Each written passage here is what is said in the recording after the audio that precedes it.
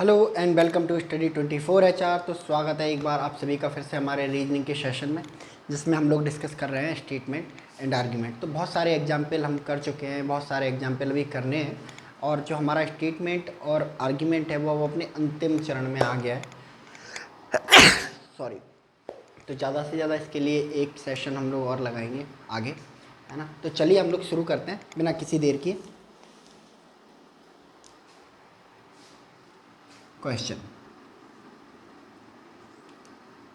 Should sorry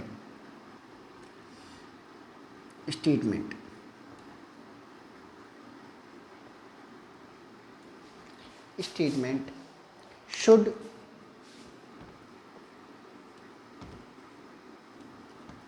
so much money be spent on games and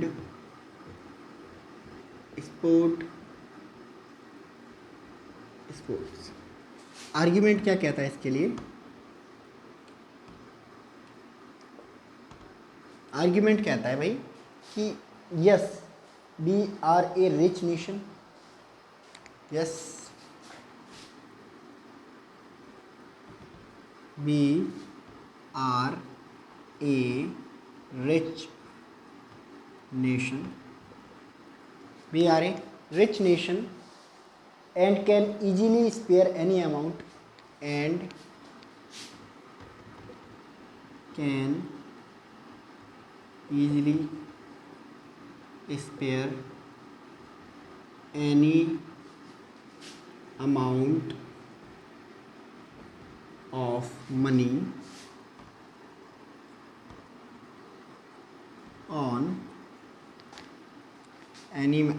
money on games and sport। ये हमारा पहला argument था। Second argument कहता है कि no our team are unable to put up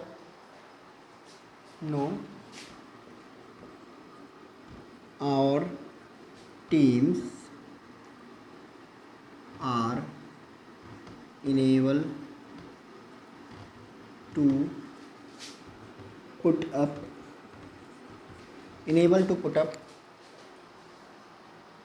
a good show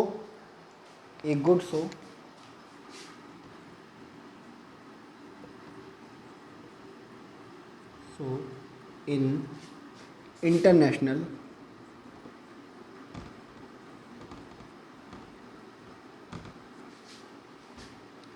competition. ठीक है। Option A, if only argument second is correct. B, if neither first nor second is correct। C, if only argument first is correct।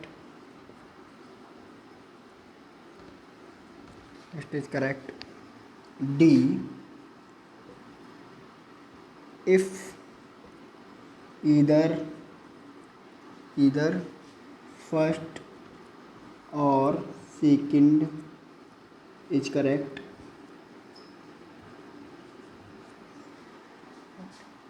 E, if neither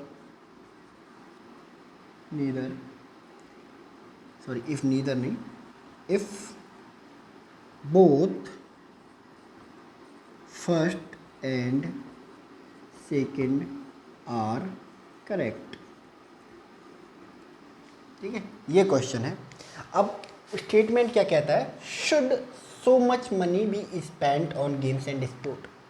so much money मतलब बहुत ज़्यादा पैसा, should मतलब चाहिए, be spent मतलब खर्च करना, games and sport, क्या खेलों पर हमें बहुत ज़्यादा पैसा खर्च करना चाहिए? स्टेटमेंट कह रहा है कि हमें क्या खेलों पर और प्रतिस्पर्धाओं पर बहुत ज़्यादा पैसा खर्च करना चाहिए? आर्ग्यूमेंट, पहला आर्ग्यूमेंट कहता है यस। आर्ग्यूमेंट फर्स्ट कहता है यस, हाँ खर्च करना चाहिए। वजह क्या है? We are a rich nation, हम एक रिच नेशन है, and can easily spare any amount of money on game sport. ठीक है, तो रिच नेशन का मतलब ये थोड़े नहीं है कि कहीं भी पैसा लगाओ, है ना, कहीं भी पैसा लगाओ, है ना। ये आर्ग्यूमेंट बिल्कुल गलत है, क्योंकि रिच नेशन होना, है ना, और स्पोर्ट को फंड करना, ये रेसिप्रोकल नहीं हो सकते, है ना। जो गरीब देश है वो भी अपने यहाँ स्पोर्ट को फंड कर सकते हैं भाई, है ना, अगर उनके यहाँ अच्छा टैलेंट है ना। तो जो स्पोर्ट है वो गरीबी और अमीरी से रिलेटेड नहीं है। स्पोर्ट जो है वो रिलेटेड है आपकी, गरीबी अमीरी से रिलेटेड नहीं, आपके टैलेंट से रिलेटेड है कि कितने टैलेंटेड प्लेयर आपके पास ये हैं। तो we are as rich nation ये गलत है, ठीक है। अमेरिका है, बहुत ज़्यादा पैसा नहीं स्पेंड करता अपने स्पोर्ट पे, क्योंकि सबसे ज़्यादा रिच नेशन तो वो है, ठीक है। तो पहला आर्ग्यूमेंट तो ये गलत हो जाएगा। दूसरा, नो, नो हमें पैसा नहीं खर्च करना चाहिए। नो का मतलब हमें बहुत ज़्यादा पैसा गेम्स और स्पोर्ट पर नहीं खर्च करना चाहिए, क्योंकि आवर टीम्स आर, है ना, enable to put up good show in international competition. मतलब हमारी जो टीम्स है ना, वो इंटरनेशनल जो कंपटीशन है ना, वहाँ पे अच्छा परफॉर्म नहीं कर सकती हैं, ठीक है। तो ये एक नेगेटिव थॉट है। जबकि आप देखो हमारी जो टीम्स है ना आजकल बहुत अच्छा परफॉर्म कर रही हैं, ठीक है। तो ये आर्ग्यूमेंट अपने आप में गलत हो जाता है, ठीक है। तो ना तो पहला आर्ग्यूमेंट सही है ना दूसरा आर्ग्यूमेंट सही है। Only argument, no argument is correct, यानी कि if neither one nor argument which correct, कौन सा है? If neither one nor second is correct, option B will be the correct answer. चलिए नोट करिए इसे।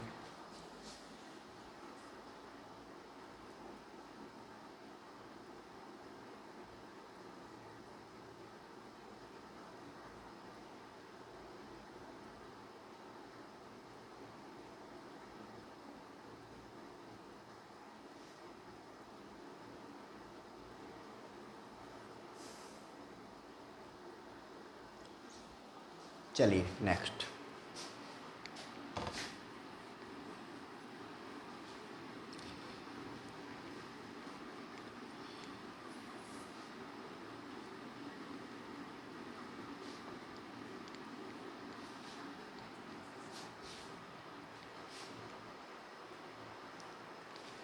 नेक्स्ट क्वेश्चन है स्टेटमेंट।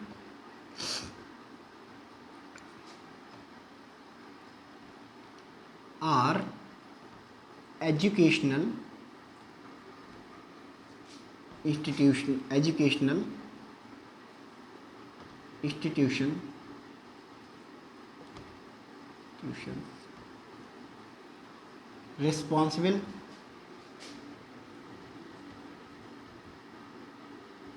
responsible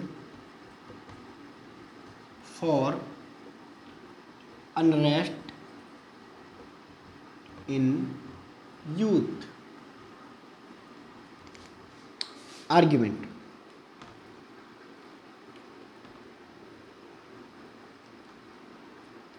आर्ग्यूमेंट फर्स्ट कहता है yes, yes there is no discipline in educational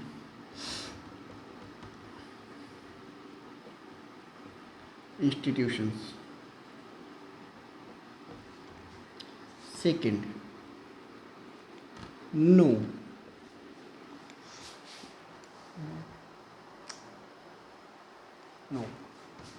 there is no disciplinary problem in educational institution, ठीक है। Option A if only argument first is correct, B, if only argument second is correct,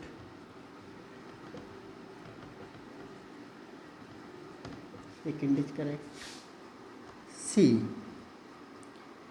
if either first or second is correct, D, if neither first nor second is correct, E, if both first and second are correct, if both first and second are correct। ठीक है। Statement में क्या कह रहा है कि are educational institutions are responsible for unrest in youth. Unrest मतलब क्या होता है? अनरेस्ट मतलब बदतमीजी करना, है ना, तोड़ फोड़ करना, आगजनी करना, है ना, गुस्सा करना, है ना, माहौल ख़राब करना। तो क्या कह रहे हैं कि भाई क्या जो एजुकेशनल इंस्टीट्यूट हैं, यानी कि जो कॉलेजेस हैं, यूनिवर्सिटी हैं, वो रिस्पॉन्सिबल हैं जो स्टूडेंट जो माहौल ख़राब करते हैं, है ना, जो उपद्रव करते हैं, है ना। अनरेस्ट मतलब उपद्रव, ठीक है ना, जो माहौल ख़राब करते हैं, दंगा वगैरह करते हैं, तो क्या उसके लिए एजुकेशनल इंस्टीट्यूशंस रिस्पॉन्सिबल हैं? तो पहला आर्ग्यूमेंट कहता है यस। यस मतलब हाँ, स्टूडेंट जो आजकल बदतमीज हो गए हैं, दंगा करते हैं, आपराधिक गतिविधियों में लिप्त रहते हैं, उनके लिए एजुकेशनल इंस्टीट्यूशंस रिस्पॉन्सिबल हैं। वजह बता रहा है कि there is no discipline in educational institution, क्योंकि आजकल जो इंस्टीट्यूशन है एजुकेशनल, उनमें कोई डिसिप्लिन नाम की चीज़ नहीं है। ठीक है, तो क्या ये बात सही है?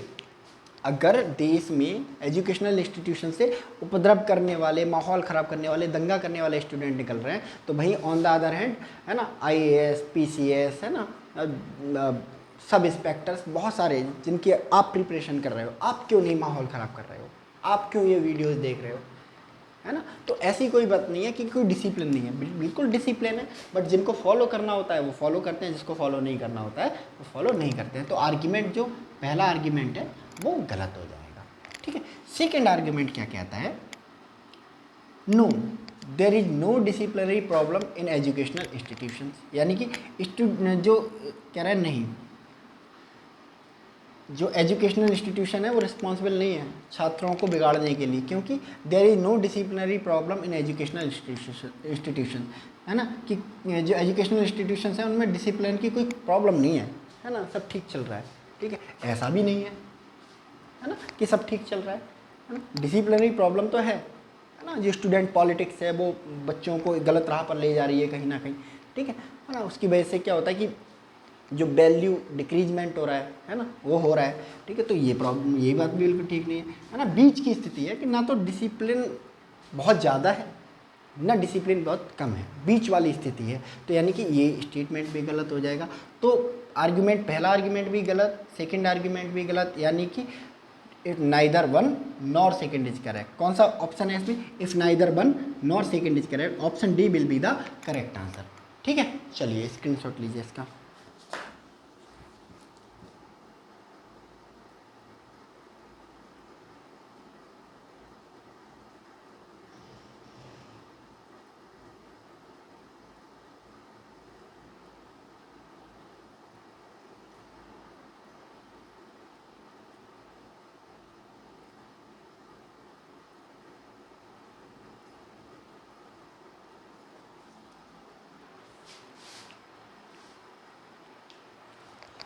चलिए नेक्स्ट।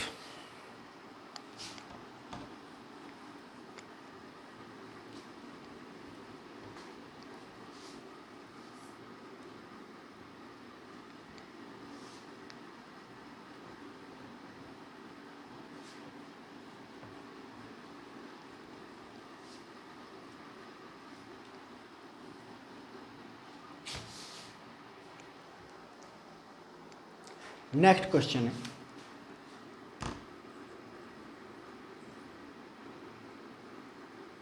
स्टेट, क्या कह रहा है स्टेटमेंट कि does discussion lead to, does discussions leads to the solution of disputes. ठीक है, argument,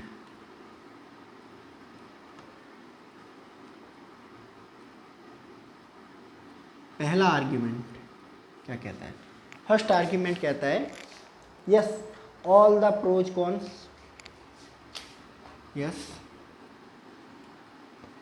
all the pros and cons, all the pros and cons are weighted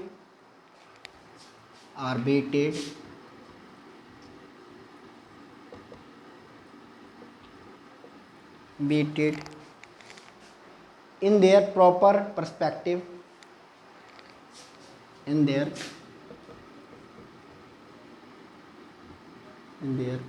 proper perspective,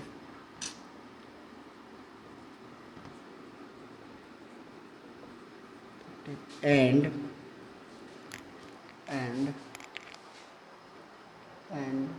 the right solution is reached, and the right solution is reached. Second क्या कहता है कि no one is really convinced, no one is really convinced. ठीक है, option A, if only argument first is correct,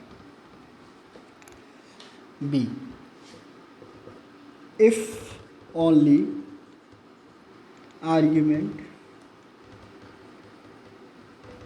second is correct, C, if either first or second is correct। ठीक है, D, if neither first nor second is correct। ठीक है, E, if both first and second are correct। ठीक है, ये सवाल है। Statement क्या कह रहा है? Does discussions leads to the solution of dispute. Discussions मतलब क्या होता है? बातचीत, है ना। लीड्स मतलब ले जाना, the solution to the of the dispute. Dispute मतलब क्या होता है? विवाद। डिस्प्यूट मतलब विवाद, लड़ाई झगड़ा कोई होता है ना। कहते हैं कि क्या डिस्कशन जो है, बातचीत, क्या किसी झगड़े का सॉल्यूशन निकाल सकती है ना। किसी झगड़े का, किसी विवाद का सॉल्यूशन निकाल सकती है कोई बातचीत। ठीक है, आर्ग्यूमेंट फर्स्ट कह रहा है यस, हाँ, बातचीत से झगड़े का हल निकल सकता है, क्योंकि all the pro and cons. Pro and cons मतलब क्या होता है? पॉजिटिव और नेगेटिव पॉइंट्स, है ना।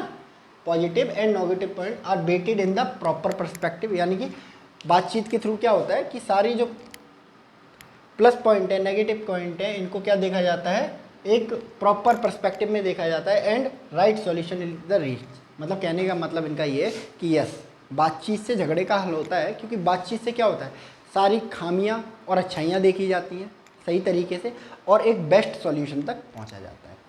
ठीक है, तो क्या ये आर्ग्यूमेंट सही है? बिल्कुल सही है आर्ग्यूमेंट, है ना। बातचीत में क्या होता है ना, सबकी कमियां देखी जाती हैं, सबकी अच्छाइयाँ देखी जाती हैं, उनके हिसाब से जो बीच का रास्ता होता है वो तय किया जाता है।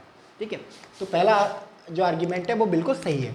सेकेंड आर्ग्यूमेंट क्या है, no one is really convinced, है ना। नहीं, नो नहीं, यानी कि कह रहे हैं कि नहीं, जो लड़ाई झगड़े का हल जो होता है बातचीत से नहीं होता है, क्योंकि क्या वजह है, no one is really convince, क्योंकि कोई कन्विंस नहीं होता है। ऐसी जरूरी है कि हर बार कोई कन्विंस ना हो, है ना, समटाइम, है ना, मोस्ट ऑफ टाइम लोग कन्विंस हो जाते हैं। तो ये आर्ग्यूमेंट क्या है, गलत है, यानी कि पहला आर्ग्यूमेंट सही है, दूसरा आर्ग्यूमेंट गलत है, यानी कि argument first will be the correct answer. तो कौन सा ऑप्शन होगा, A, if only argument one is correct. Okay, ठीक है, चलिए इसका स्क्रीनशॉट ले लीजिए आप।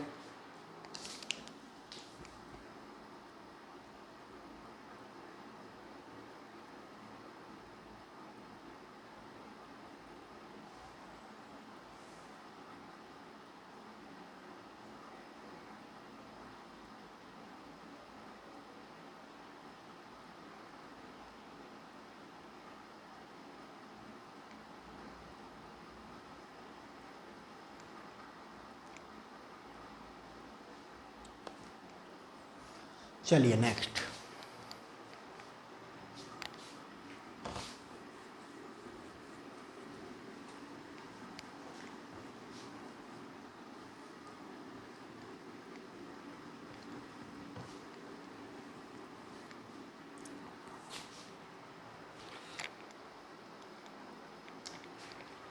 Next question,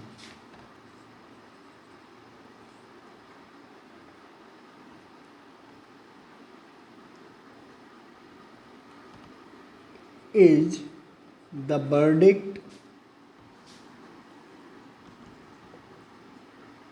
of a judge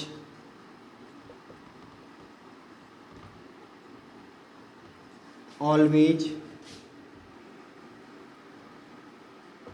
just, always just, and the right one, and the right one, and the right one। ठीक है, argument,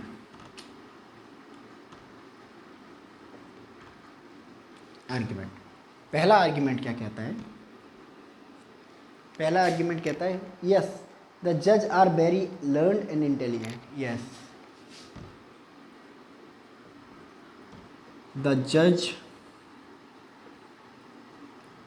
are very learned and intelligent। Second, no, tricky lawyer and false evidence, tricky lawyer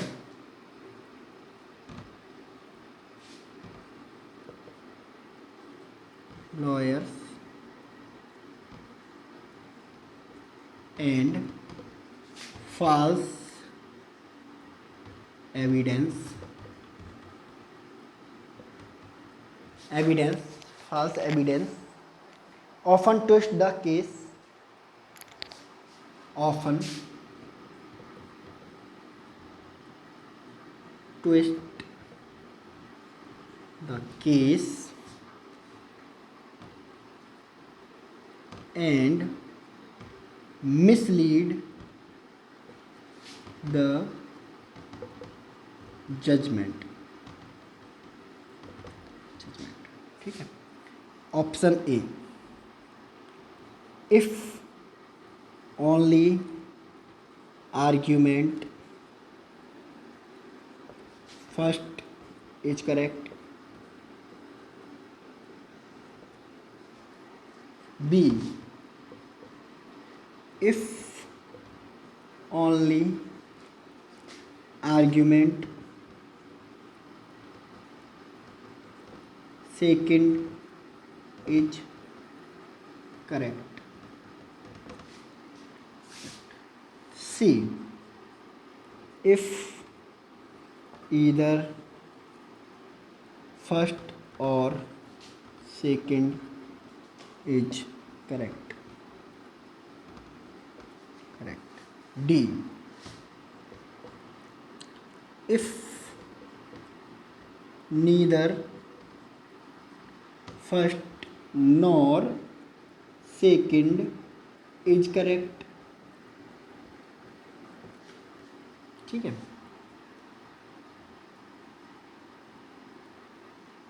E, if both first and second are correct. ठीक है. तो क्या कहता है पहला statement? पहला स्टेटमेंट कहता है द वर्डिक्ट. वर्डिक्ट मतलब क्या होता है? निर्णय, फैसला. आपकी वोकैब भी ठीक कर दूंगा मैं. वर्डिक्ट मतलब क्या होता है? फैसला. ठीक है. वर्डिक्ट ऑफ जज, जज भाई है ना, न्यायाधीश. ऑलवेज जस्ट है ना, जस्ट का मतलब क्या होता है? न्यायपूर्ण. ठीक है. और राइट वन मतलब क्या होता है? सही. ठीक है. तो इनका मतलब है कि is the verdict of the जज always just and right one, यानी कि क्या जो जज का फैसला होता है वो हमेशा न्यायपूर्ण और सही होता है. ठीक. तो पहला आर्ग्यूमेंट कहता है यस, हाँ होता है.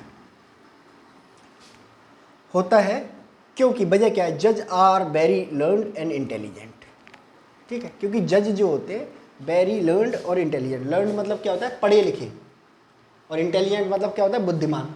है ना. कहते हैं कि हाँ जो जजेज का फैसला होता है वो ऑलवेज न्यायपूर्ण है ना और सही होता है, क्योंकि जज जो होते हैं बहुत पढ़े लिखे और इंटेलिजेंट होते हैं. ठीक है. तो ये आर्ग्यूमेंट नहीं है, क्योंकि इंटेलिजेंट और लर्नड पर्सन से भी क्या होती है? गलती होने की संभावना रहती है. ऐसा कौन कहता है कि जो इंटेलेक्चुअल पर्सन होते हैं, जो पढ़े लिखे लोग होते हैं, जो इंटेलिजेंट बुद्धिमान लोग होते हैं, उनसे गलतियां नहीं होती हैं. ठीक है. तो ये आर्ग्यूमेंट थोड़ा गलत हो जाएगा. ठीक है. नो डाउट हमारे जो जजेज होते हैं बहुत पढ़े लिखे और इंटेलिजेंट होते हैं, लेकिन इसका मतलब ये नहीं है कि उनके द्वारा जो फैसले दिए जाएंगे वो न्यायपूर्ण सही होंगे. क्या पता उनसे कभी गलती हो जाए. नॉट ऑलवेज, हमेशा नहीं, बट कभी कभी जो गलती होने की संभावना है वो रहती है ना. तो ये जो आर्ग्यूमेंट है वो गलत हो जाएगा. सेकेंड आर्ग्यूमेंट क्या कहता है? नो. कहते हैं कि नहीं, जजों के द्वारा जो फैसले दिए जाते हैं वो हमेशा न्यायपूर्ण और सही नहीं होते, क्योंकि ट्रिकी लॉयर्स, यानी कि जो चालाक वकील होते हैं है ना, जो ट्रिक्स के थ्रू है ना कोर्ट को मिसलीड करते हैं. ट्रिकी लॉयर्स फॉल्स एविडेंस, गलत सबूत. एविडेंस मतलब होता है सबूत. ठीक है. ऑफन ट्विस्ट द केस है ना, केस को क्या कर देते हैं? पलट देते हैं और मिसलीड द जजमेंट, जो जजमेंट है उसको है ना उल्टा कर देते हैं. ठीक है. तो इनका कहने का मतलब है नहीं, जजों के द्वारा जो फैसले दिए जाते हैं ना वो हमेशा सही नहीं होते हैं, क्योंकि जो चालाक वकील होते हैं, ठीक है, वो गलत सबूतों की मदद से क्या करते हैं? जो जजमेंट है उसको बदलवा देते हैं. है ना. जज को पता होता है कि गलत एविडेंस है, लेकिन हमारे यहाँ प्रोसीजर है, पूरी दुनिया में प्रोसीजर है कि जो फैसला दिया जाएगा वो जो एविडेंस दिए गए हैं उनके आधार पर दिया जाएगा. ठीक है. तो ट्रिकी लॉयर्स कभी कभी उन फैसलों को बदल देते हैं, तो इसलिए हमेशा सही नहीं होते हैं. ठीक है. तो ये बिल्कुल सही है. तो argument first is wrong, argument second is correct. तो कौन सा ऑप्शन सही होगा?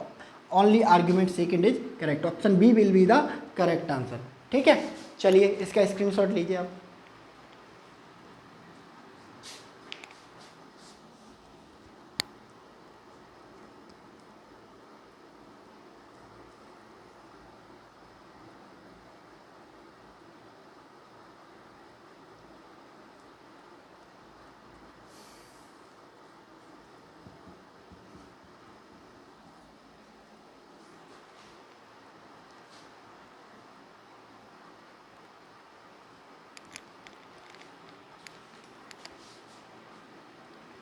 चलिए नेक्स्ट.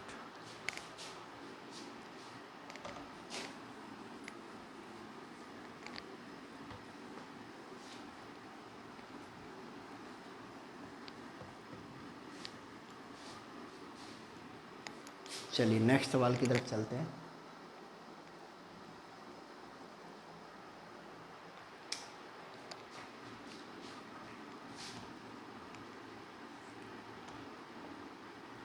स्टेटमेंट, स्टेटमेंट क्या कहता है? Should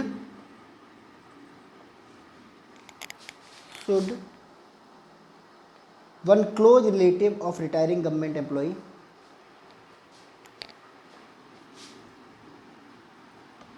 close retiring government employees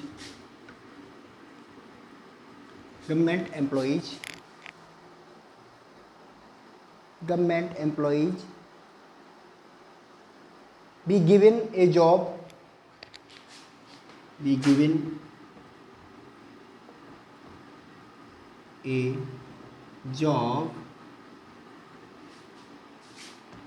in government of India।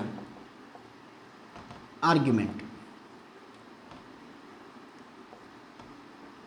क्या कहता है? पहला आर्ग्यूमेंट कहता है, और ये सवाल पूछा गया है IDBI एग्जीक्यूटिव 2018, IDBI एग्जीक्यूटिव 2018। ठीक है, तो पहला आर्ग्यूमेंट जो है, आर्ग्यूमेंट जो कहता है yes where else will be relative, yes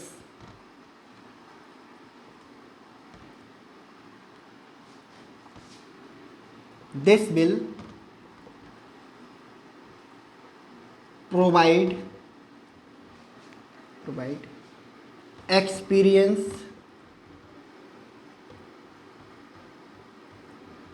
ठीक है in government department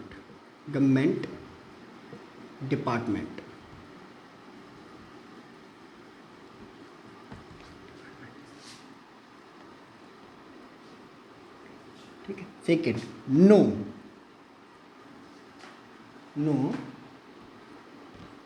this will lead to the unemployment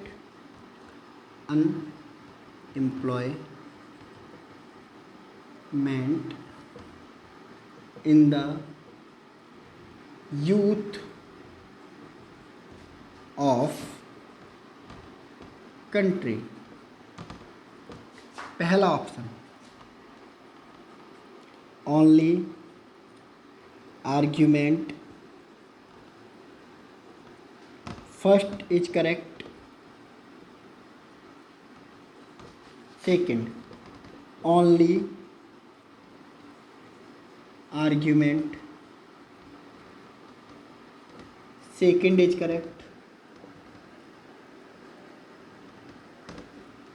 ठीक है,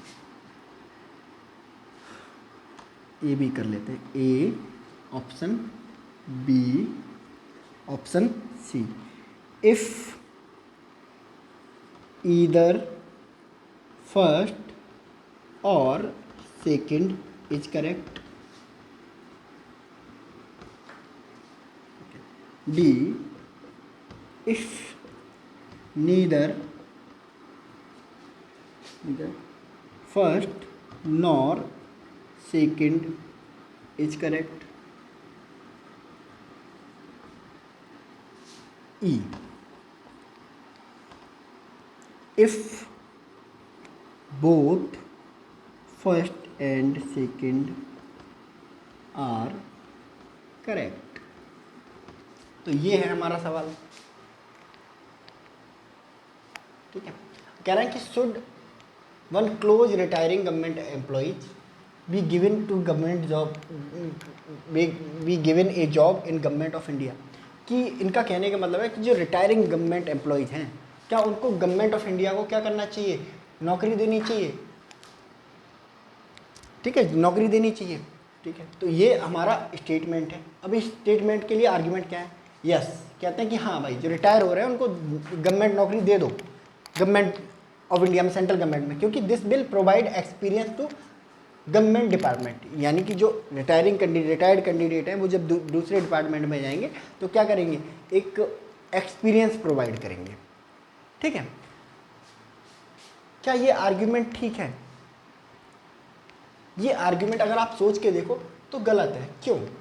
अगर एक्सपीरियंस कैंडिडेट ही लेने थे तो जो डिपार्टमेंट है उनसे हम लोगों को रिटायरी क्यों करेंगे, उन्हीं को काम पे रखे रहेंगे, है ना, उन्हीं की एज बढ़ा देंगे, रिटायर करके दोबारा लेने का कोई मतलब नहीं बनता है। ठीक है, तो ये आर्ग्यूमेंट क्या हो जाएगा, गलत हो जाएगा।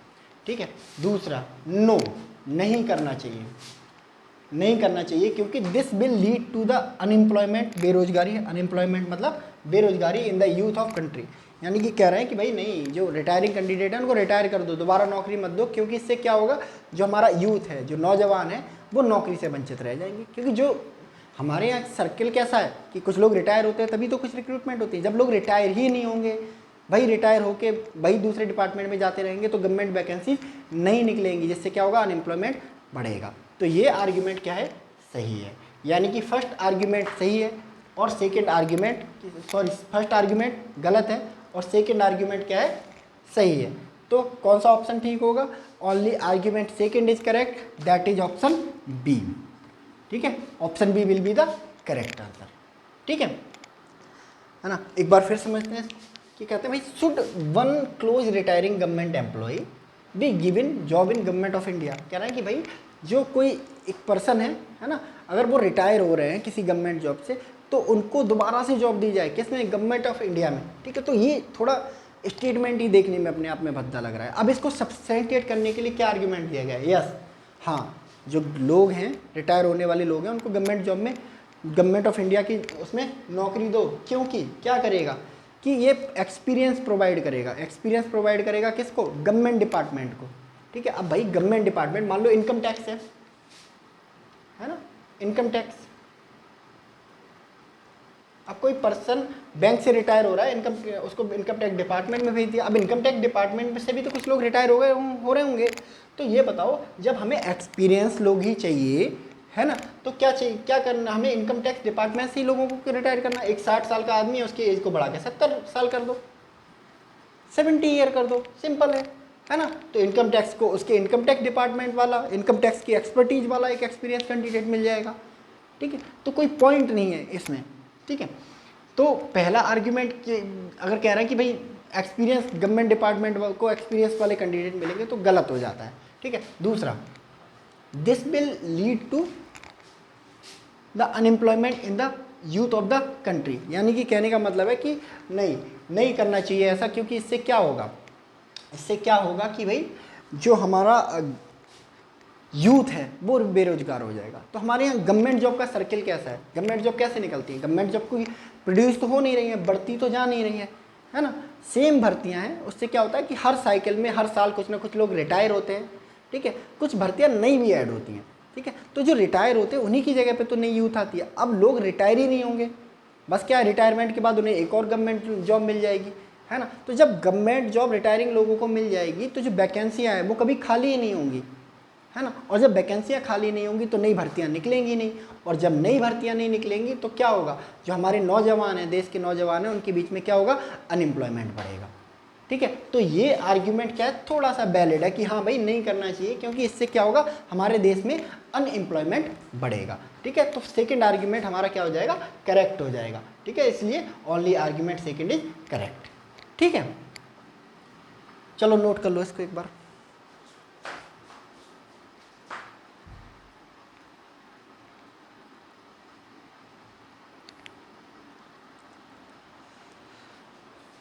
ओके, ठीक है, तो बस अब इस पे एक सेशन और रह गया है, उसको करेंगे।